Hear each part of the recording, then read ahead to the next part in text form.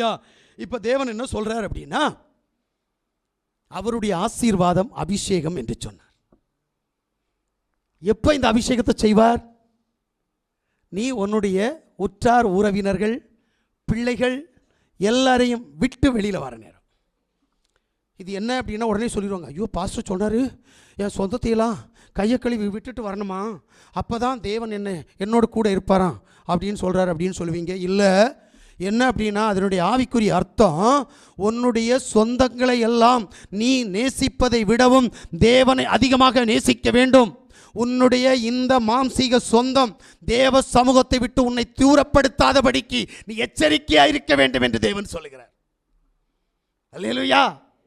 என் பிள்ளைகிட்ட எனக்கு பாசம், ஜெபம் பண்ணுற நேரம் என் பிள்ளை மடியில் வந்து உட்காந்துருச்சு, என் பிள்ளைகிட்ட நான் கொஞ்சிக்கிட்டே இருப்பேன், அப்போ ஜெபம் நடக்காது. யேசுவா, நேற்றைக்கு உண்மையிலேயே நான் ஒரு வீட்டுக்கு போனேன், அவங்களுக்கு 8 மணிக்கு ஜெப நேரம், நான் போன நிமித்தமாக அவங்களுக்கு ஜெபம் நடக்கலை. அந்த குற்றபோதம் என்னை இம்மட்டும் தாக்கிட்டு இருக்குது. நான் போனதுனால அவங்களால 8 மணிக்கு ஜெபம் பண்ண முடியல. சரி மக்களே போகலாம் வா அப்படின்னு சொல்லி சீக்கிரமாக ஓடுறதுக்கு நான் வகை வகுத்தேன். 5 நிமிஷம் லேட்டோ 5 மணி நேரம் லேட்டோ அதெல்லாம் தெரியாது, அதுக்கு தடை நான்றேன். இந்த எண்ணம் உனக்கு வருமானு கேட்குறேன். இந்த குழந்தையால், இந்த புருஷனால், இந்த அப்பாவால், இந்த அண்ணனால், இந்த தம்பியால், இந்த தங்கச்சியால் எனக்கு ஜெப நேரம் மாறுபட்டது. நான் தேவ சமூகத்தில் கடந்து போக வேண்டிய நேரத்தை இந்த பிசாசு என்னை தடை செய்து உன்னால் சொல்ல முடியுமா? இல்லை, பாசம் உன்னை தேவ சமூகத்தை விட்டு இழுத்து சென்றது.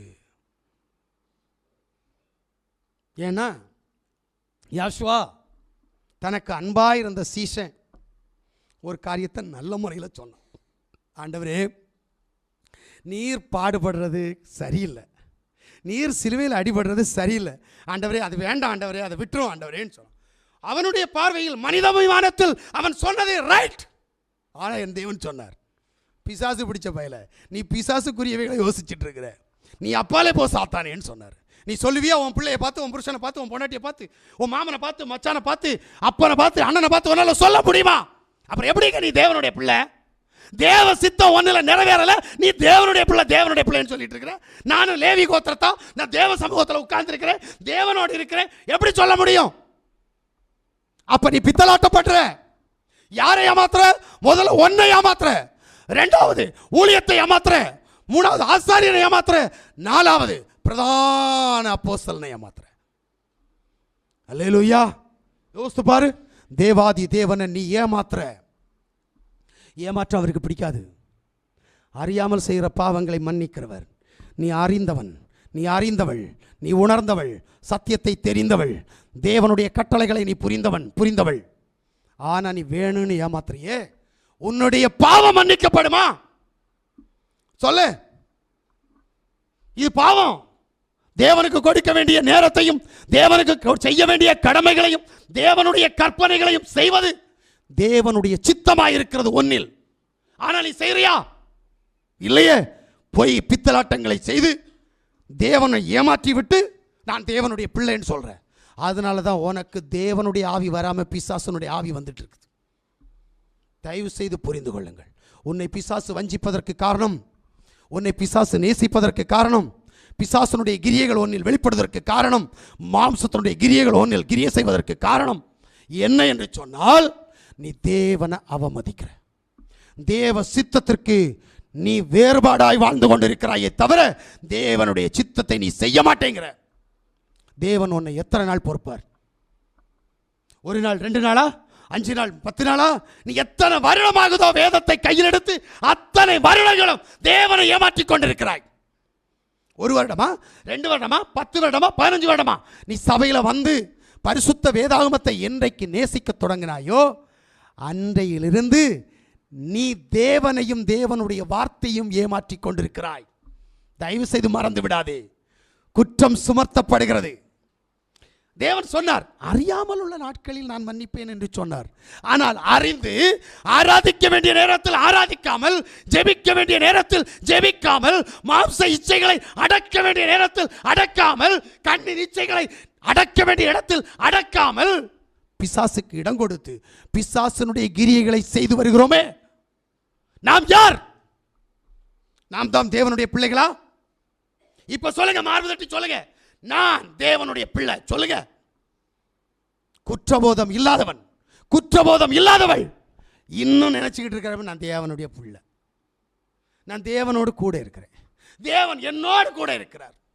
இல்ல, நீ வஞ்சிக்கிற, நீ வேஷம் போடுற, நீ வேஷதாரி, தேவனை ஏமாற்றி நடித்துக் கொண்டிருக்கிற. சவுலை தேவன் ஏன் கொலை செய்தார்? வித்தியாசமான ஒரு கேள்வி எனக்கு. சவுலை ஏன் கொலை செய்தார்?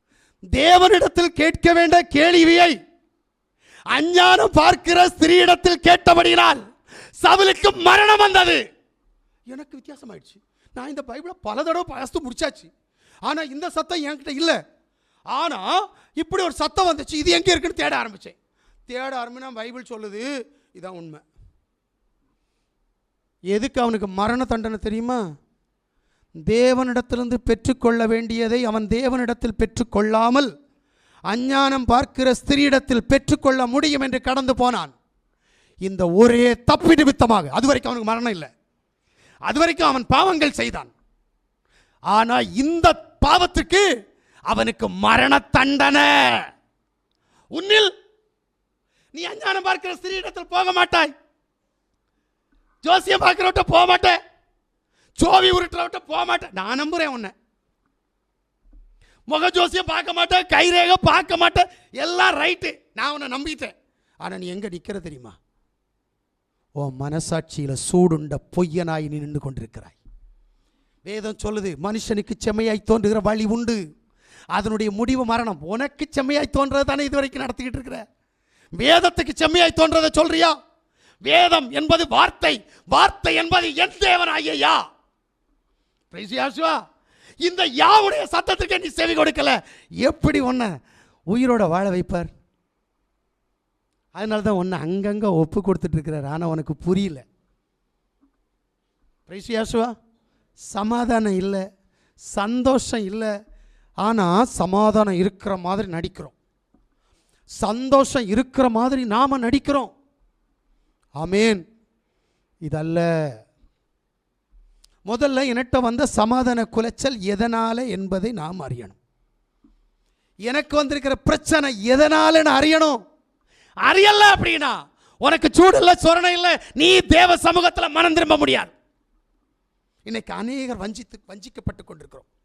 தயவு செய்து சொல்றேன், உங்களை நீங்களே மாற்றிக்கொள்ள முதல் செய்தி உனக்கு மனம் திரும்பு, மனம் திரும்பு. வேற ஒன்றும் இல்லை. நீ நினைச்சுக்கிட்டு இருக்கிற என் பாவமெல்லாம் மன்னிக்கப்பட்டது. நான் அப்போஸ்தலர் 2:30 படி நான் பாவ மன்னிப்புக்கென்று ஞானஸ்நானம் யாசோபேசியோட நாமத்தில் எடுத்ததனால் என் பாவம் மன்னிக்கப்பட்டது. ஆனா ஏமாத்திர இப்ப எவ்வளவு பாவம் செய்கிற சிந்தனையில், எவ்வளவு பாவம் செய்கிற சரீரத்தில், எவ்வளவு பாவம் செய்கிற கண்ணின் இச்சையில், எவ்வளவு பாவம் செய்கிற பேச்சு வாக்கில். சொல்லு, இந்த பாவத்தையெல்லாம் எங்கே கொண்டு போடுறது? ஏன்னா அறிஞ்சு செய்கிற பாவம், இது அறியாமல் செய்கிற பாவம் அல்ல. அல்லேலூயா.